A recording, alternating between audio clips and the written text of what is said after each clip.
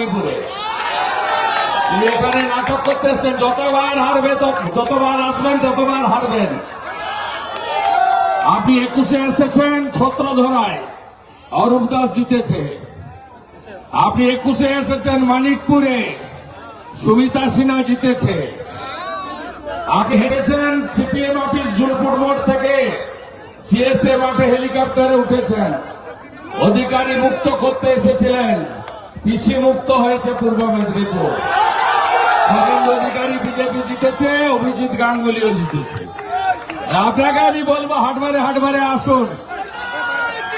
আপনি যত আসবেন তত এখানকার হিন্দুরা একজোট হয়ে একেবারে ওই ছিন্নমূলের গেরুটা তুলে উপড়ে দেবে, বিশ্বাস আমার আছে।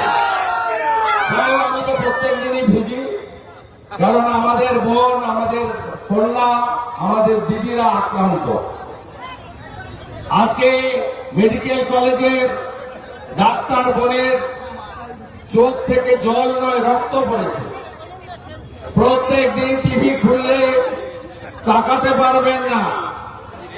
তাই আমি গত 2 সপ্তাহের বেশি সময় ধরে কন্যা সুরক্ষা যাত্রা করছি বিভিন্ন জায়গায়।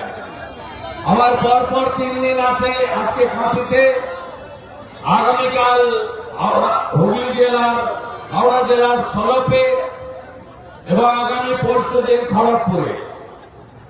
তাই আমি, আপনারা যদি রাজি থাকেন, আমার হাঁটতে অসুবিধা নেই, ভিজতে অসুবিধা নেই, কারণ আমি ডেলি ভিজি। আপনারা যতটুকু যেতে চাইবেন যাবেন, আমার কোনো আপত্তি নেই। ভবতারিণী মন্দিরে প্রণাম করে শেষ করতে পারি, পোস্ট অফিস মোড়ে শেষ করতে পারি, আমার কোনো সমস্যা নেই। আপনাদের আসার কোনো সমস্যা নেই। যাদের সমস্যা আছে, বয়স্ক মানুষ, বয়স্ক মহিলা, তারা টোটোতে উঠে পড়ুন, টোটোগুলো পিছনে থাকুন। আর আমার যুবক ভাই বন্ধুরা, আমার বোনেরা, দিদিরা, তারা নতুন আপডেট পেতে সাবস্ক্রাইব করুন নিউজ আপ ডেইলি।